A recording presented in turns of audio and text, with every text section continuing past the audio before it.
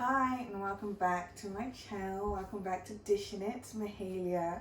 Today I'm going to be making some Argentinian food, empanadas, and we're going to be talking about Argentinian writer, author Jorge Luis Borges.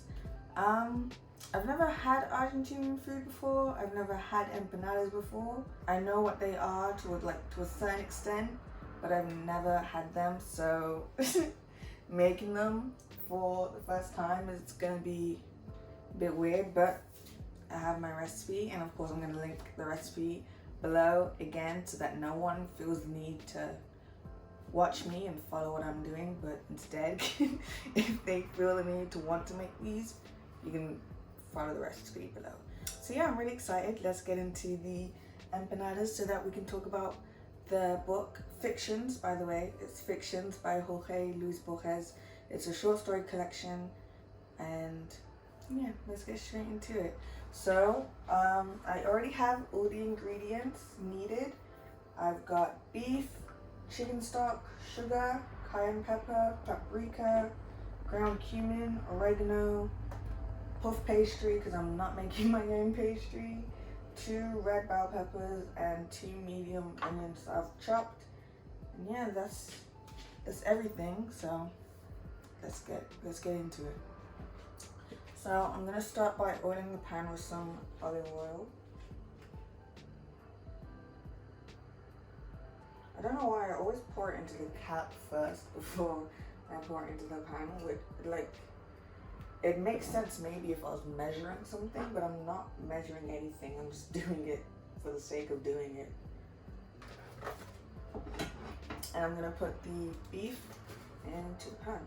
It's on the recipe it says to use 2 pounds of ground beef, and I doubt that this is 2 pounds, but we're gonna make do with what we've got because I'm sorry, I'm not gonna measure out 2 pounds. I'm sorry, I'm not gonna do it. I'm not gonna do it. I actually almost forgot to defrost my ground beef today, which really stressed me out. I woke up like early in the morning and ran downstairs to get out the freezer because I did forget to take it out last night. So it's still a little bit hard in the middle, but I mean, it's defrosted and most of it's defrosted, so I think it's fine. I did forget, so it's still a bit hot in the middle, but oh well, it'll be fine. It'll be fine. So the ground beef is starting to sizzle, it's starting to cook, and we just need to cook it until it's browned. And once it's browned, transfer it into a medium-sized bowl using a slotted spoon, by the way, because you want to leave as much fat juices from the beef that you can in the pan. As excited I am to have these empanadas, the only thing I'm worried about is actually folding it in the pastry. I've never been too good at working with pastries. The only time I can think that I made something with pastry and it actually turned out well was when I made spinach puffs. But anything else I've ever made with pastry has usually flopped. So, no, I have a ratio of like 25 to 1. 25 is a stretch. I haven't made 25 things using pastries, but I'm just, I'm exaggerating so that I can get my point across. In the meantime, whilst I wait for the rest of the beef to finish browning, I'm going to make the chicken stock. I'm just going to boil some water and then put one of these cubes into a bowl with the boiled water to make the chicken stock.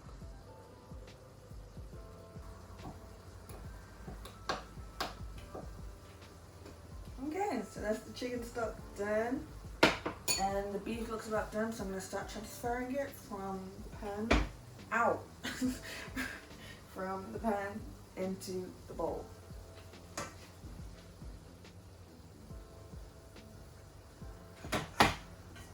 So I'm going to put in the onions. And this is 2 medium onions that I've diced. And 2 bell peppers. I feel like I'm getting worried, and I'm thinking I should have diced them smaller maybe, because I'm getting worried that it's gonna be too big for the empanada. But let me not manifest my worries, because I want this to turn out right. I'm begging for it to turn out right. So now I'm gonna table it with I'm gonna season it with 3 tablespoons of cumin, 2 tablespoons of paprika, a 1/4 teaspoon of cayenne pepper, 1/4 teaspoon, 2 teaspoons of sugar, and then your usual salt and pepper. The salt and pepper didn't come with any measurements. I'm just gonna put how much seems necessary, and then mix that. It's made like a nice caramelized brown. I'll show you guys. I have made a mess on the stove, on the hob, but oh wow, oregano, I forgot. 1 tablespoon of dried oregano. So I'm gonna add the chicken stock, and then I'm gonna cook it until most of the liquid has evaporated. I should not have worn white today. That was a bad mistake. I don't know why I did that. I knew beforehand. I was like, Mahalia, don't wear white, and I did it anyway. Thank goodness I haven't spilled anything on myself yet. But let's just pray, fingers crossed, that I'm not gonna spill anything on myself, because I don't know why I decided to wear white for this recipe. No, I'm not joking when I'm saying that it smells so. I don't know what it is. Maybe it's the cumin or the paprika. But I'm gonna just, if you could smell through the camera. So I'm starting to think that it is about done. I'm not sure how much liquid we can get more out of this before, it just starts to burn. So I'm gonna add the beef back into the pan, and then I'm just gonna transfer it all back into this bowl.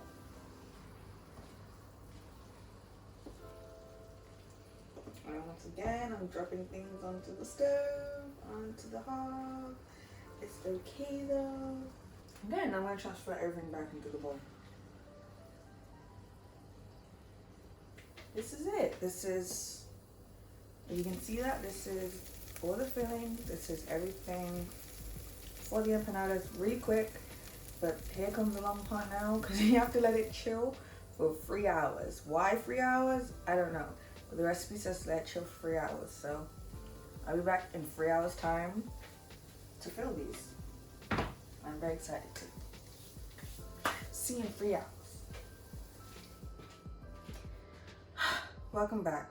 Believe it or not, it has been 3 hours, and now it is dark outside because it's 6 p.m. But that's fine because we've got light bulbs. So I've rolled out the pastry sheet already. This is definitely chilled now. I just covered it with a plate because I just figured that was the best thing to do. I've got a tablespoon here to fill it, and yeah, I'm just gonna cut holes into the pastry sheet and start filling the empanadas, and then I'm gonna put them in the oven for like 20 to 30 minutes. 25 to 35 minutes. I looked at my recipe. So I'm just gonna cut it with a cup. They're supposed to be 12, but I honestly don't think this pastry sheet is gonna be long enough. So I've managed to put out 8, but we'll see. If there's pastry left over, then we'll probably get to cut out more. So I'm just gonna demonstrate what I'm gonna do with the first one here. So I'm just gonna get a tablespoon of filling. I honestly feel like 2 tablespoons will be too much for these ones. And then I'm just literally gonna fold it. So I'm gonna have to put the camera down, but I'll show you once it's done. I'm literally just gonna fold it in half. So it's a little messy, but I literally, like I said, I just folded it in half, and then I crimped down the edges with a fork so that it just seals it. And that's what I'm gonna do to all of them, and then I'll put them in the oven. Okay, so that is the first batch. Since I still have more pastry left over, I'm gonna make more with the leftover pastry, but that's the first batch. In the meantime, let's go talk about Fictions by Jorge Luis Borges. Okay, so this is Fictions by Argentine author Jorge Luis Borges. It's a collection of short stories. As you can see, it's not that long. There's 17 short stories in this book, and it's split into two collections. The first collection being The Garden of Forking Paths. Forking, that sounds like a saw. The Garden of Forking Paths, and The Artifice. So yeah, I didn't really know what to expect when getting into Fictions. I had never heard of Borges before. I had never encountered any of his work before, but I did want to start reading more short story collections. So I'd seen this online and I was in the shop, so I just decided to pick it up. So I had no expectations. I was walking into the collection completely blind. What I can say though is that Jorge Luis Borges is a talented writer. That is undeniable. But I do not think this collection is something that is for everybody. I think it's a very what's the word? It's definitely not for everybody. For that reason, I wasn't able to enjoy this short story collection as much as I would have wanted to. I'm not gonna say I didn't enjoy it at all. There were definitely some stories in there that I did really enjoy. I definitely enjoyed the first collection much better than the second collection. What was surprising in this collection is that a lot of the time Borges doesn't write stories as the majority of us would know them to be stories, you know, with the classic 3-act structure of beginning, middle, end. Sometimes he was writing pieces where it was a book review for a fictional book, a made-up book, but he was writing a review, or he was talking about how the book could have been written else. Because Borges is a very philosophical writer. He likes to look at the way that we communicate in language. He's very interested in the idea of eternity and infinity and the idea of never ending, and he's very philosophical about religion and just the way we function as a whole, as this world. The first story in that collection is a story about a made-up world, a made-up planet, a made-up country where they speak very literally and their language is very different from our language, and he's analyzing the way that their language serves to function in their society compared to, you know, ours. I feel like Borges likes to play with this mirroring image idea, which is what he does in the first story, and he does it throughout the collection, but I can't remember which stories exactly he does it in. He's a very fantastical writer. He writes a lot of fantasy. It's not based in realism, but it's not in fantasy in the way that you would assume fantasy or scientific fiction as well. Like, for example, Star Wars, Star Trek. It's not written in that way. It's very much adult science fiction, but it's just written to be philosophical. Just to you know what? You get what I'm trying to say. For me, his writing was most effective in the story The Circular Ruins. It was my favorite story in the collection. It's the only story that's tabbed. It's a story that I spent time analyzing just because I enjoyed it so much.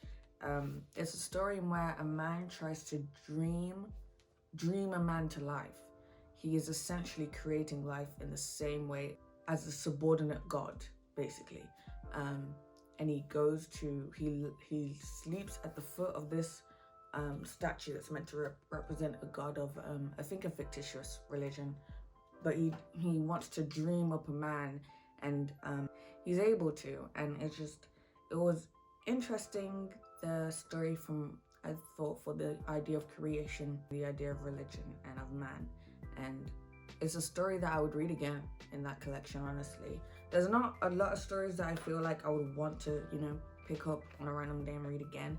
This is definitely not a beach read or just a sit down, easygoing read. No. I assumed it would be, honestly. I did. But that's because I'd never encountered Borges before. I'd never known anything about his work.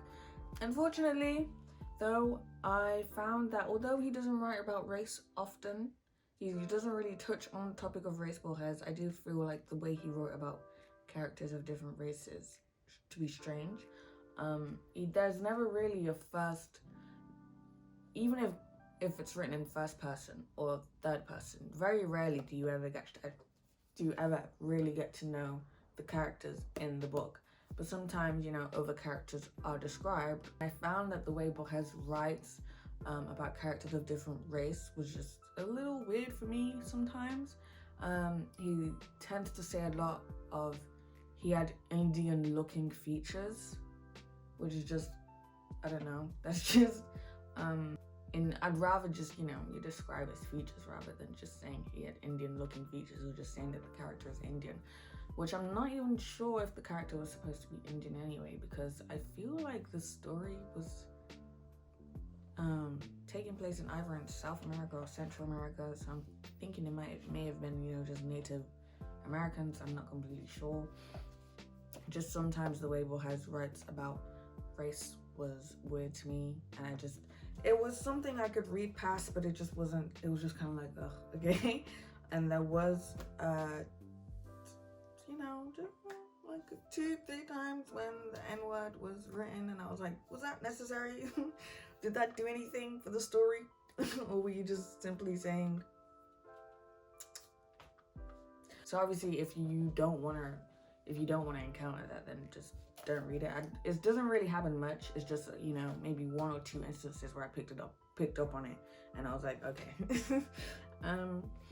But if you do want to read a short story collection, if you are into really philosophical but fictional writers, then Borges would be an interesting author. That's all I can say about fictions by Jorge Luis Borges.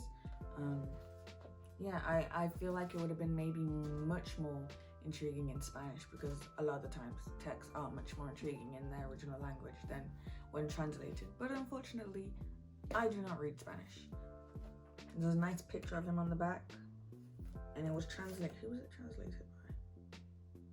Translated by Andrew Hurley, which I think he did as best as a job as you can do, because translating these texts could not have been easy.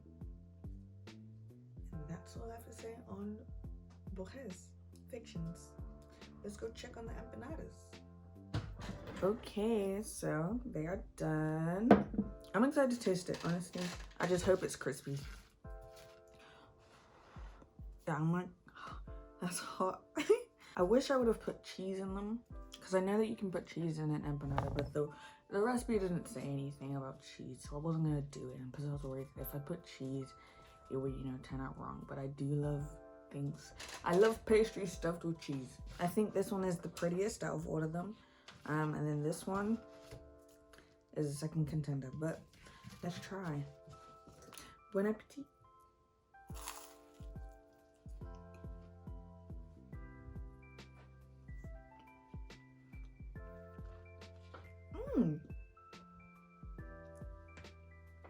They do not need cheese. Cheese would have added an extra layer of yumminess. Yumminess. I have never used that word in my life ever before, until just now. But these are really good. Huh. It's really hot. These are, honestly, I'm not joking when I say that these are really good. I think that they're really worth it. It is worth the time. I mean, they don't really take long to cook. It's only the 3 hours chilling that takes long. So maybe like do it either the night before or do it early in the morning. But these are really good. They taste good. I don't know what else to say. I can't think of any other adjective at the moment. They're delicious. Okay, they don't need cheese. They're well seasoned. Listen, I did a good job. But obviously I was following a recipe. I'm gonna link the recipe below, of course. They're easier to make than you think. And they taste good. Like, what else? What more could you want? Yeah, so that's all I have to say. Thank you for watching today's video. If you want to read, if you liked what I said about Borges' fictions, then obviously read it. And if these empanadas look good to you, make them. Thank you for watching. Bye. I'll see you when I see you, which will be soon, in like 2 weeks. Okay, bye. Why did I kiss? Okay, bye.